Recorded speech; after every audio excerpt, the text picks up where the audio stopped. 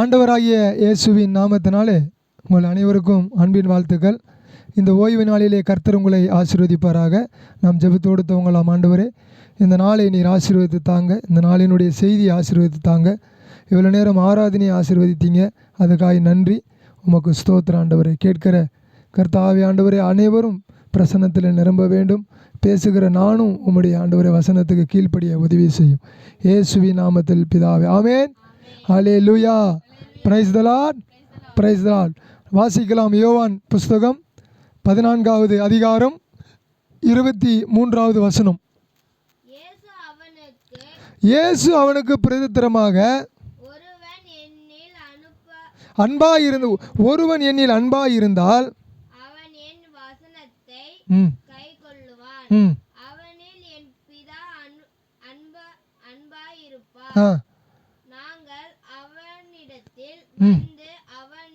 அவனோடு வாசம் பண்ணுவோம். அப்போ பாருங்க, இயேசு அவனுக்கு பிரதித்திரமாக யூதாவிற்கு இயேசு சொல்கிறாரு. யூதாவிற்கு என்ன சொல்கிறாருன்னா, இயேசு சீசருக்கு பார்த்து சொல்கிறாரு. அவர் சொல்கிறாரு, ஒருவன் யார்? எல்லாரும் கிடையாது. ஒருவன். இயேசு அவனுக்கு பிரதித்திரமாக, ஒருவன் என்னில் அன்பாயிருந்தால் அவன் என் வசனத்தை கை கொள்ளுவான். வசனத்தை கை கொள்ளுகிறவன் யாருக்கு அன்பாக இருக்கிறான்? இயேசுவுக்கு அன்பாக இருக்கிறான். அப்போ இயேசு சொல்லுகிறார், அவனில் என் பிதா அன்பாக இருப்பார். என் வசனத்தை கை கொண்டால், முதலாவது அவன் என்ன பண்ணுறான்? என்னிலே அன்பாக இருக்கிறான். இரண்டாவது அவன் பிதாவிலே அன்பாக இருக்கிறான். இயேசு அவனுக்கு பிரதித்திரமாக, ஒருவன் என்னில் அன்பாக இருந்தால், என்கிட்ட அன்பாக இருக்கிறான், இயேசு நான் நேசிக்கிறேன் அப்படின்னு சொன்னால், நான் எதுக்கு கை கொள்ளுவேன்னு சொன்னால், வசனத்தை கை கொள்ளுவேன். எதை கை கொள்ளுவேன்? வசனத்தை கை கொள்ளுவேன். அப்போ வசனத்தை கை கொள்ளாத ஒருத்தன் கூட இயேசுவுக்கு அன்பா இருக்கவே முடியாது.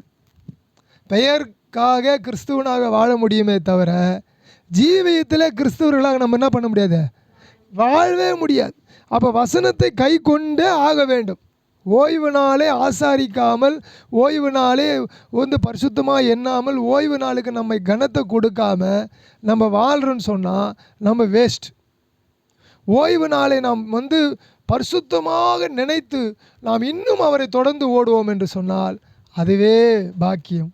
அப்போ ஆண்டவர் சொல்கிறார், இயேசு அவனுக்கு பிரதித்திரமாக, ஒருவன் என்னிலே அன்பாயிருந்தால் அவன் என் வசனத்தை முதலாவது கை கொள்ளுவான், ரெண்டாவது அவனிலே என் பிதா அன்பாக இருப்பார். இயேசுவிலே ஒருவன் அன்பாக இருந்தால், வசனத்தை கை கொண்டு விட்டால், பிதா என்ன ஆகிறாரு? அந்த மனிதனிடத்தில் அன்பாக இருக்க வந்து விடுகிறார்.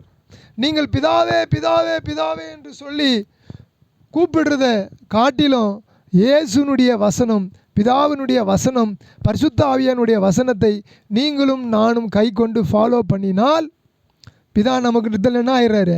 அன்பாக வந்துடுறாரு. ஏன் சொல்கிறாருன்னு சொன்னால், அடுத்ததாக சொல்கிறாரு.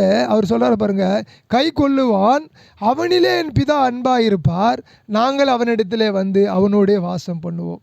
அப்போ நம்ம இடத்துல ஆண்டவர் வாசம் பண்ண வேண்டும் அப்படின்னு சொன்னால் நம்ம எதை கை கொள்ளணும்? வசனத்தை கை கொள்ளணும். நம்ம இடத்துல நம்ம ஆண்டவர் வந்து எனக்குள்ளே தங்கணும். வாசம் பண்ணுறதுன்னா தங்குறது. வாசம் பண்ணுறதுன்னு என்னது? தங்குறது. இப்போ நீங்களும் நானும் போயிட்டு ஒரு மெத்த வீடு தங்கி, ஒரு பெரிய அப்பார்ட்மெண்ட்டில் தங்கி, ஒரு பெரிய தங்கிட்டேன்னு சொன்னால் என்ன சொல்லுவோம்? எங்களது அப்பார்ட்மெண்ட் எவ்வளோ பெருசு பார்த்தியா, அப்படியே மேன்மை பாராட்டும். அப்போ நீங்களும் நானும் நம்முடைய ஆண்டவர் நம்முடைய இருதயத்தில் வந்து தங்கிட்டால் நம்மளுக்கு எவ்வளோ மேன்மை? அதை விட மேன்மை. ஆகவே நீங்களும் நானும், ஒருவன் என் வசனத்தை கை கொண்டால் அவனிலே நான் அன்பாக இருக்கிறேன், பிதா அன்பாக இருக்கிறார், நாங்கள் இருவரும் போய் அவனுக்குள்ளே வாசம் பண்ணுவோம், தங்கிடுவோம். அப்போ ஆண்டவர் தங்கியிருக்கிறாரா இல்லையா? அதுதான் நம்முடைய வாழ்க்கையில். ஆண்டவர் நம்ம மனசில் தங்கியிருக்கிறாரா இல்லையா? ஆண்டவர் உங்கள் மனசில் தங்கியிருக்கிறாரா? நீங்கள் வசனத்தை கை கொள்கிறீங்களா? வசனத்தை கை கொண்டால் உங்களில் தங்குவார். வசனத்தை நான் கை கொண்டால் என்னிலே தங்குவார். அப்போ இன்றைக்கு வசனத்தை கை கொள்ளுகிறவர்களுடைய இருதயத்திலே யார் தங்குகிறார் என்று சொன்னால், பிதா, குமாரன், பரிசுத்த ஆவியானவர் தங்கி வாசம் பண்ணுகிறார். அதனால தான் யோவான் 14:24 பாருங்களேன், என்னிலே அன்பாக இராதவன் என் வசனங்களை கை கொள்ள மாட்டான். நீங்கள் கேட்கிற வசனம் என்னுடையதாக இராமல் என்னை அனுப்பின பிதாவினுடையதாக இருக்கிறது. அப்போ இயேசுவின் இடத்திலே ஒருவன் அன்பாக இருக்கிறான் என்று சொன்னால் அதற்கு முதல் அடையாளமே என்னது? அவன் வசனத்தை கை கொண்டாலே அவன் அன்பாக இருக்கிறான்னு அர்த்தம். அப்போ வசனத்தை கை கொள்ளாதவன் இயேசுவுக்கு அன்பாக இல்லை, பிதாவுக்கு அன்பாக இல்லை, பரிசுத்த ஆவியானவருக்கு அன்பாக இல்லை. அப்போ நீங்களும் நானும், அவர் சொல்கிறார் என் நாமத்தினாலே, அதை பாருங்கள், அடுத்த வசனம் பாருங்கள், 26 வாசிங்க, 14:26. என் நாமத்தினாலே பிதா அனுப்ப போகிற பரிசுத்த ஆவியாகிய தேற்றருவாளரான எல்லாவற்றையும் உங்களுக்கு போதித்து நான் உங்களுக்கு சொன்ன எல்லாவற்றையும் உங்களுக்கு நினைப்பூட்டுவார். அப்போ பரிசுத்த ஆவியானவர் நமக்கு நினைப்பூட்ட வேண்டும் என்று சொன்னால் நீங்களும் நானும் வசனத்துக்கு கை கொள்ள வேண்டும், கீழ்ப்படிய வேண்டும், நடக்க வேண்டும். வசனத்தின்படி நாம் என்ன பண்ணணும்? நடக்கணும். அமைதியாரு. வசனத்தின்படி நடக்கணும். வசனத்தின்படி பயபக்தியாக ஆலயத்தில் வந்து உட்காரணும். வசனத்தின்படி நம்ம என்ன பண்ணணும்? கீழ்ப்படிந்து நடக்கும். அப்போ ஆண்டவர் சொல்கிறாரு, வரப்போகிற தேற்றுகிற ஆவியானவர் உங்களிடத்தில் வந்து உங்களுக்கு சகல சத்தியத்தையும் சொல்லி தரணும்னு சொன்னால் நீங்கள் எதுக்கு கீழ்ப்படிந்து நடக்கணும்? வசனத்துக்கு கீழ்ப்படிந்து நடங்கய்யா. வசனத்துக்கு கீழ்ப்படிந்து நடந்தால் கர்த்தர் நம்ம என்ன பண்ணுவார்? கீழாக்காமல் மேலாக்கும், வாழாக்காமல். அப்போ நமக்கு ஆசீர்வாதம் வர வேண்டும் என்று சொன்னால் நாம் யாரை ஃபாலோ பண்ண வேண்டும்? வசனத்தை ஃபாலோ பண்ண வேண்டும். வசனத்தின்படி நாம் வாழ வேண்டும். என் நாமத்தினாலே, யாருடைய நாமத்தினாலே? இயேசு என்னும் நாமத்தினாலே பிதா அனுப்ப போகிற பரிசுத்த ஆவியாகிய தேற்றுகிற ஆவியானவர் எல்லாவற்றையும் உங்களுக்கு போதித்து நான் உங்களுக்கு சொன்ன எல்லாவற்றையும் உங்களுக்கு நினைப்பூட்டுவார். அப்போ இயேசு நினைப்பூட்ட வேண்டும், பரிசுத்த ஆவியானவர் நினைப்பூட்ட வேண்டும் அப்படின்னு சொன்னால் பிதா நம்மிடத்தில் அன்பாக இருக்க வேண்டும், இயேசுவினிடத்தில் நாம் அன்பாக இருக்க வேண்டும் அப்படின்னு சொன்னால் வசனத்தை கை கொள்ள வேண்டும். சும்மாவே இயேசுவே இயேசுவேன்னு சொன்னால் ஆண்டவர் அறியேன்னு சொல்லுவார். வசனத்தை கை கொண்டு வசனம் சொல்கிறபடி நம்ம வாழ்ந்தோன்னு சொன்னால் இயேசு சாட்சி கொடுப்பார். நம்மளை பற்றி என்ன சொல்லுவார்? பிதா கிட்ட சாட்சி கொடுப்பார். பிதாவே, இவன் நீண்ட நாட்களாக வசனத்தை கை கொண்டான், நீண்ட நாட்களாக ஜெபிக்கிறான், நீண்ட நாட்களாக உபவாசிக்கிறான், நீண்ட நாட்களாக தான தர்மங்கள் செய்கிறான், நீண்ட நாட்களாக நம்முடைய வசனத்தின்படியே வாழ்கிறான்னு சொல்லி பிதாவுக்கிட்ட சொல்லுவார். இருதயத்தில் ஒன்று வச்சுன்னு சிந்தனையில் ஒன்று வச்சுன்னு நம்ம வாழ்ந்தோன்னு சொன்னால் ஆண்டவர் நம்மளை வந்து என்ன பண்ண நியாயம் தீர்ப்பார். கடைசி காலத்தில் ஆண்டவருடைய வசனம் நம்ம என்ன பண்ணுமா? நியாயம் தீர்க்கும். நடத்தாது, இப்போ தான் நடத்தும். இப்போ நம்மளை என்ன பண்ணும்? வசனம் நடத்தும். கடைசி காலத்தில் என்ன பண்ணும்? வசனம் நியாயம் தீர்க்கும். நியாயம் தீர்க்கிற ஒரு நாள் வரப்போகுது, அப்போ நியாயம் தீர்க்கும். அப்போ பாருங்கள், என் நாமத்தினாலே பிதா அனுப்ப போகிற பரிசுத்த ஆவியாகிய தேற்றுகிற ஆவியானவர் எல்லாவற்றையும் உங்களுக்கு போதித்து நான் உங்களுக்கு சொன்ன எல்லாவற்றையும் உங்களுக்கு நினைப்பூட்டுவார். அப்போ போதிக்கிறாரா? நீங்கள் எப்படி நடக்கணும், எப்படி உடுக்கணும், எப்படி பார்க்கணும், எப்படி செய்யணும், எப்படி வீடை கட்டணும், எப்படி திருமணத்தை செய்யணும், எப்படி வேலைக்கு போகணும், எப்படி படிக்கணும், எப்படி நீங்கள் இந்த பூமியில் வாழணும்னு சொல்லி பரிசுத்த ஆவியானவர் இந்த வசனத்தின்படி நம்மை நடத்துவார். அப்போ நீங்களும் நானும் வசனத்தை கை கொள்ளணும்னு சொன்னால் வசனத்தை படிக்கணும். வசனத்தை படித்தா நடக்கும். அதனால தான் தானியேல் புஸ்தகத்திலே 9வது அதிகாரத்திலே 2வது வசனத்திலே தானியேல் எரேமியாவில் எழுதப்பட்டு எரேமியா தீர்க்கதரிசினால் எழுதப்பட்ட அந்த புஸ்தகங்களை படித்த பொழுது தன்னுடைய வாழ்க்கையை அர்ப்பணித்து அவன் யாராய் மாறினான் என்று சொன்னால் ஜெபிக்கிற மனிதனாக மாறினான். வாசிங்க பார்க்கலாம். தானியேல் 9 வாசிங்க, 9:2 வாசிங்க.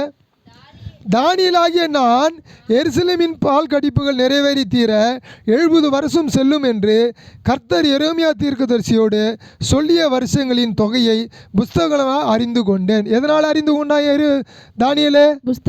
புஸ்தகம், வேத புஸ்தகத்தினாலே தானியேல் எரேமியா சொன்ன வார்த்தைகளை அறிந்து கொண்டார்.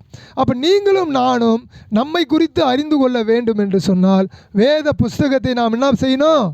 வாசிக்க வேண்டும். வேத புஸ்தகத்தை வாசிக்க வேண்டும். வேத புஸ்தகத்தை வாசிக்க வேண்டும். வேத புஸ்தகத்துக்கு நாம் கீழ்ப்படிய வேண்டும். அல்லேலூயா. எதுக்கு கீழ்ப்படியணும்? வேத புஸ்தகத்தின் எழுத்துக்களுக்கு நாம் கீழ்ப்படிய வேண்டும். அதனால தான் யோவான் 14:27 வாசிங்க பார்க்கலாம்.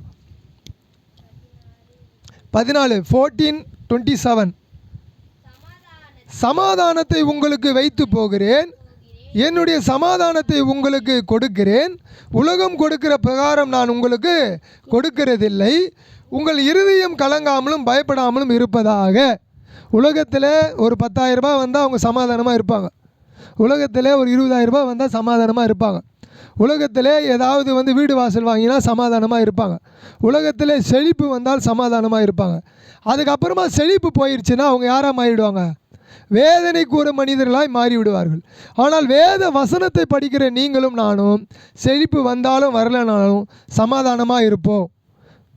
வேத வசனத்தை படிக்கிற நீங்களும் நானும் செழிப்பு வந்தாலும் வராமல் போனாலும் சமாதானமாக இருப்போம். இருந்தாலும் இல்லாமல் போனாலும் சமாதானமாக இருப்போம்.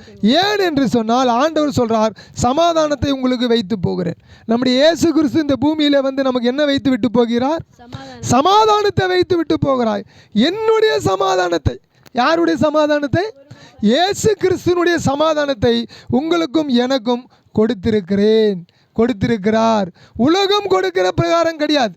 உலகம் ஃப்ரிட்ஜ் வாங்கினா சமாதானம், வாஷிங் மிஷின் வாங்கினா சமாதானம், திருமணம் பண்ணால் சமாதானம், பல காரியங்களை செய்து முடித்தால் சமாதானம். ஆனால் இயேசு கொடுக்கிற சமாதானம் உலகம் கொடுக்கிற சமாதானத்தை போல இருக்காது. இந்த சமாதானம் நித்தியமாய் நம்முடைய இருதயத்தில் ஜீவ ஊற்றாக ஊற்றிக்கொண்டே இருக்கிறது. ஏன் என்று சொன்னால் சகல சத்தியத்திலும் நடத்தக்கூடிய சத்திய ஆவியானவர் நம்மளை சமாதானப்படுத்துகிறார். எப்படி சமாதானப்படுத்துகிறார் என்று சொன்னால், நீங்களும் நானும் இயேசுவிலே அன்பாக இருந்து பிதாவினுடைய வார்த்தைகளை கை கொண்டு நடக்கும் பொழுது சமாதானம் நம் இருதயத்திலே இருக்கிறது. சமாதானத்தை நாம் காத்து கொண்டு நடக்கிறோம். அதனால தான் யோவானின் புஸ்தகம் 16வது அதிகாரம் 33வது வசனம் சொல்லுகிறது, என்னிடத்திலே உங்களுக்கு சமாதானம் உண்டாயிருக்கும் பொருட்டு இவைகளை உங்களுக்கு சொன்னேன். உலகத்தில் உங்களுக்கு உபத்திரவம் உண்டு, ஆனாலும் திடன் கொள்ளுங்கள், நான் உலகத்தை ஜெயித்தேன் என்றார் இயேசு. அப்போ இயேசு கிறிஸ்துவனிடத்தில் என்ன இருக்குது? சமாதானம் இருக்குது. அப்போ உலகத்தில் என்ன இருக்குது? உபத்திரவம் இருக்குது, கஷ்டம் இருக்குது. இதையெல்லாம் நீங்கள் ஜெயிக்கணும்னு சொன்னால் திடன் கொள்ளுங்கள், நான் உலகத்தை ஜெயித்தேன். இந்த உலகத்தை நீங்களும் நானும் ஜெயிக்கணும்னு சொன்னால் இயேசு கிறிஸ்துனுடைய சமாதானத்தை நீங்களும் நான் என்ன பண்ணணும்? பிடித்து கொள்ள வேண்டும். இயேசு கிறிஸ்துனுடைய சமாதானம் இந்த பைபிளில் இருக்கிறது. அந்த பைபிள் வசனங்களை நாம் படிக்க வேண்டும். அதனால தான் பாருங்கள், யோவான் 20:18-19 வாசிங்க. 20:19 யோவான் 20:19 வாசிங்க. வாரத்தின் முதலாம் நாளாகிய அன்றைய தினம் சாயங்கால வேளையிலே சீசர்கள் கூடியிருந்த இடத்திலே யூதர்களுக்கு பயந்ததினால் கதவுகள் பூட்டப்பட்டிருக்கையில் இயேசு நடுவே நின்று உங்களுக்கு சமாதானம் என்றார். இயேசு கிறிஸ்து இந்த பூமியில் இருந்த பொழுதும் சமாதானம். இயேசு கிறிஸ்து இந்த பூமியை விட்டு கடந்து போன பின்பு நமக்கு சமாதானம். நமக்கு சமாதானம் எப்பொழுதும் இருக்கிறது. யாரும் நம்முடைய சமாதானத்தை என்ன பண்ண முடியாது? திருட முடியாது, கெடுக்க முடியாது, அழிக்க முடியாது, ஒன்றும் பண்ண முடியாது. இந்த பூமியிலே நீங்களும் நானும் வாழ்ந்து சாகிற வரைக்கும் தேவன் நமக்கு என்ன கொடுத்திருக்கிறார்? சமாதானத்தை கொடுத்திருக்கிறார். சத்துருக்கள் நம்முடைய சமாதானத்தை என்ன பண்ண முடியாது? திருட முடியாது. சத்துருக்கள் நம்முடைய சமாதானத்தை திருடவே முடியாது. ஏனென்று சொன்னால் இயேசு நமக்கு சமாதானத்தை வைத்து விட்டு போயிருக்கிறார். அல்லேலூயா, அல்லேலூயா, அல்லேலூயா. அதனால தான் பிலிப்பியர் 6 மன்னித்துக் கொள்ளுங்கள், பிலிப்பியர் 4வது அதிகாரத்திலே 6வது வசனம் 7வது வசனம் சொல்லுகிறது, நீங்கள் ஒன்றுக்கும் கவலைப்படாமல் எல்லாவற்றை குறித்தும் உங்கள் விண்ணப்பங்களையும் ஸ்தோத்திரத்தோடு கூடிய ஜெபத்தினாலும் வேண்டுதனாலும் தேவனுக்கு தெரியப்படுத்துங்கள். அப்போ நீங்களும் நானும் எதுக்கும் என்ன பண்ணக்கூடாது? கவலையாக படக்கூடாது. கவலைப்படக்கூடாது, பயப்படக்கூடாது, கலங்கக்கூடாது, சோர்ந்து போகக்கூடாது. ஏனென்று சொன்னால் பிலிப்பியர் 4:6 சொல்லுகிறது, நீங்கள் ஒன்றுக்கும் கவலைப்படாமல் எல்லாவற்றை குறித்தும் உங்கள் விண்ணப்பங்களையும் ஸ்தோத்திரத்தோடு கூடிய ஜெபத்தினாலும் வேண்டுதனாலும் தேவனுக்கு தெரியப்படுத்துங்கள். அப்போ நீங்களும் நானும் வேத புஸ்தகத்தை படித்தால் தெய்வத்துக்கு அன்பாய் மாறிவிடுகிறோம். தெய்வம் நமக்கு சமாதானத்தை கொடுக்கிறார். அந்த சமாதானத்திலே நீங்களும் நானும் ஜெபம் செய்யும் பொழுது ஸ்தோத்திரம், விண்ணப்பம், வேண்டுதல், இதை செய்யும் பொழுது அடுத்த வசனம் சொல்லுது பாருங்க, பிலிப்பியர் 4:7 சொல்லுகிறது, அப்பொழுது எல்லா புத்திக்கும் மேலான தேவ சமாதானம் உங்கள் இருதயங்களையும் உங்கள் சிந்தைகளையும் கிறிஸ்து இயேசுவுக்குள்ளாக காத்து கொள்ளும். அப்படின்னு சொன்னால் சமாதானம் வேணும் என்று சொன்னால் நாம் என்ன செய்ய வேண்டும்? அடுத்தது முதலாவது சமாதானம் வேண்டும் என்று சொன்னால் பைபிளை படிக்கணும். ரெண்டாவது சமாதானம் வேணும்னு சொன்னால் ஜெபிக்க வேண்டும், ஸ்தோத்திரிக்க வேண்டும், விண்ணப்பிக்க வேண்டும். சொல்கிறப்ப நீங்கள் ஒன்றுக்கும் கவலைப்படாமல் எல்லாவற்றை குறித்தும் உங்கள் விண்ணப்பம், உங்கள் ஸ்தோத்திரம், உங்கள் ஜெபம், உங்கள் வேண்டுதல் தேவனுக்கு தெரியப்படுத்துங்கள். 4 காரியத்தை நீங்கள் செய்யுங்க ஐயா. முதலாவது நீங்கள் என்ன பண்ணுங்க? உங்கள் விண்ணப்பத்தை தெரியப்படுத்துங்க. ரெண்டாவது உங்களுடைய ஸ்தோத்திரத்தை தெரியப்படுத்துங்க. மூன்றாவது நீங்கள் ஜெபம் பண்ணுங்க. நாலாவது உங்களுடைய வேண்டுதலை தெரியப்படுத்துங்க. அப்பொழுது எல்லா புத்திக்கும் மேலான தேவ சமாதானம் உங்கள் இருதயங்களும் உங்கள் சிந்தைகளையும் கிறிஸ்து இயேசுவுக்குள்ளாக காத்துக்கொள்ளும். எதை காத்துக்கொள்ளும்? இருதயத்தை காத்துக்கொள்ளும், உங்களுடைய சிந்தையை காத்துக்கொள்ளும். இன்றைக்கி டிப்ரெஷர் ஏன் வருது? டிப்ரெஷர் ஏன் வருது? டிப்ரெஷர் ஏன் வருதுன்னா ஸ்தோத்திரம் கிடையாது. டிப்ரெஷர் ஏன் வருதுன்னா விண்ணப்பம் கிடையாது. டிப்ரெஷர் ஏன் வருதுன்னு கேட்டால் வேண்டுதல் கிடையாது. டிப்ரெஷர் ஏன் வருதுன்னு சொன்னால் ஜெபம் கிடையாது. அப்பொழுது நீங்கள் எல்லாவற்றுக்கும் மேலாக இந்த 4 காரியத்தை செய்யும் பொழுது டிப்ரெஷர் நம்மை விட்டு போகிறது. நம்மை அடிமைப்படுத்துகிறதான சிந்தனை நம்மை விட்டு போகிறது. வேதம் சொல்கிறது, அப்பொழுது எல்லா புத்திக்கும், இந்த புத்தியில் இருக்கிற எல்லா காரியத்துக்கும் மேலான தேவ சமாதானம் உங்கள் இருதயங்களையும் உங்கள் சிந்தைகளையும் கிறிஸ்து இயேசுவுக்குள்ளாக காத்துக்கணும். அப்போ நீங்களும் நானும் புத்தியை சரி பண்ணணும், நம்மளுடைய டிப்ரெஷரை சரி பண்ணணும், நம்முடைய இருதயத்தை சரி பண்ணணும்னு சொன்னால் வேண்டுதல் தேவை, ஜெபம் தேவை, விண்ணப்பம் தேவை, விண்ணப்பம் ஸ்தோத்திரம் தேவை. விண்ணப்பம் தேவை, ஸ்தோத்திரம் தேவை, ஜெபம் தேவை, வேண்டுதல் தேவை, வேத வாசிப்பு தேவை. அல்லேலூயா. இவைகள் இருந்தால் உங்கள் இருதயமும் என் இருதயமும் சமாதானமாக இருக்கும். இன்றைக்கு உலகத்தில் சமாதானம் இல்லைன்னு சொன்னால் இது இல்லாதனால சமாதானம் இல்லை. அவர்கள் வேத வசனத்தை படிப்பது கிடையாது, வசனத்தை குறித்து அவர்களுக்கு அந்த தெளிவும் கிடையாது, அவர்கள் வாசிப்பதும் கிடையாது. ஆனால் நீங்களும் நானும் வேத வசனத்தை வாசித்தால் நமக்கு என்ன கிடைக்கும்? சமாதானம் கிடைக்கும். சமாதானம் வேண்டும் என்று சொன்னால் வேத வசனத்தை வாசிக்க வேண்டும். அதனால தான் கொலோசியர் 3:15 சொல்லுகிறது, தேவ சமாதானம் உங்கள் இருதயங்களே ஆள கடவது. நம்முடைய இருதயத்தை என்ன ஆளணும்னு சொன்னால் தேவ சமாதானம் ஆளணும். உலக காரியங்கள் நம்ம இருதயத்தை என்ன பண்ணக்கூடாது? ஆளக்கூடாது. கொலோசியர் 3:15 என்ன சொல்லுகிறதுனா, தேவ சமாதானம் உங்கள் இருதயங்களிலே ஆள கடவது. இதற்கென்றே நீங்கள் ஒரே சரீரமாக அழைக்கப்பட்டீர்கள், நன்றி அறிதல் உள்ளவர்களாய் இருங்கள். என்ன செய்யுங்க? நன்றி உள்ளவர்களாக இருங்க, நன்றி அறிதல் உள்ளவர்களாக இருங்க. தேவ சமாதானம் உங்களை ஆளணும்னு சொன்னால் நீங்களும் நானும் முதலாவது தேவ வசனத்துக்கு கீழ்ப்படிய வேண்டும். இயேசு சொன்னார், இயேசு அவனுக்கு பிரதித்திரமாக, ஒருவன் என்னிலே அன்பாக இருந்தால் அவன் என் வசனத்தை கை கொள்ளுவான், அவனிலே என் பிதா அன்பாயிருப்பார், நாங்கள் அவனிடத்திலே வந்து அவனோடே வாசம் பண்ணுவோம். அப்போ முதலாவது வசனத்தை கை கொள்ளுங்கள், இரண்டாவது ஜெபம் பண்ணுங்கள், விண்ணப்பம் பண்ணுங்கள், ஸ்தோத்திரம் பண்ணுங்கள். நீங்கள் தேவனுக்கு தெரியப்படுத்துங்கள். விண்ணப்பங்கள், ஸ்தோத்திரங்கள், ஜெபங்கள், வேண்டுதல்கள் இவைகளை தேவனுக்கு தெரியப்படுத்துங்கள். அப்பொழுது வசனம் உங்கள் இருதயங்களிலே, தேவனுடைய சமாதானம் உங்கள் இருதயங்களிலே ஆளும். அப்பொழுது நீங்கள் கர்த்தருக்கு முன்பதாக என்னவா இருக்கலாம்? புஷ்டியாக இருக்கலாம். அல்லேலூயா, அல்லேலூயா. அப்போ பாருங்கள், கொலோசியர் 3:15 படி தேவ சமாதானம் உங்கள் இருதயங்களிலே ஆள கடவது. நம்முடைய இருதயத்தில் என்ன இருக்கணும்? தேவ சமாதானம். இதற்கென்றே நீங்கள் ஒரே சரீரமாக அழைக்கப்பட்டீர்கள், நன்றி உள்ளவர்களாக இருங்க. என்ன பண்ணுங்க? இயேசுவுக்கு நன்றி உள்ளவர்களாக இருங்க. அல்லேலூயா.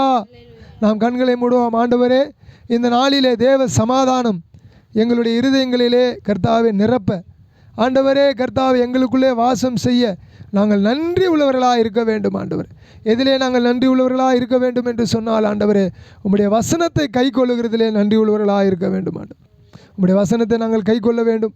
என் நாமத்தினாலே பிதா அனுப்ப போகிற பரிசுத்த ஆவியாகிய தேற்றுகிற ஆவியானவர் எல்லாவற்றையும் உங்களுக்கு போதித்து நான் உங்களுக்கு சொன்ன எல்லாவற்றையும் உங்களுக்கு நினைப்பூட்டுவார் என்று சொன்னீரே, அந்த பரிசுத்த ஆவியானவர் எங்களுக்கு வந்து நினைப்பூட்ட நாங்கள் உண்மை உள்ளவர்களாக இருக்க உதவி செய்யும், நன்றி உள்ளவர்களாக இருக்க உதவி செய்யும். தொடர்ந்து ஆசீர்வதிங்க, கிருபைக்குள்ளே மூடுங்க. இந்த வேத வசனத்தை கேட்கிறவர்களுடைய இருதயத்திலே சமாதானம் பொங்கி வழியட்டும், வேத வசனத்துக்கு கீழ்ப்படியட்டும், விண்ணப்பங்கள் செய்யட்டும், ஸ்தோத்திரங்கள் செய்யட்டும், ஜபங்கள் செய்யட்டும், வேண்டுதல் செய்யட்டும். தேவனு ஆகிய உமக்கு தெரியப்படுத்த உதவி ஆசீர்வதிங்க, பலப்படுத்தும். இயேசுவின் நாமத்தில் ஜெபிக்கிறேன் நல்ல பிதாவே, ஆமென். Praise the lord, praise the lord, praise the lord. God bless you, God bless you, God bless you, God bless you.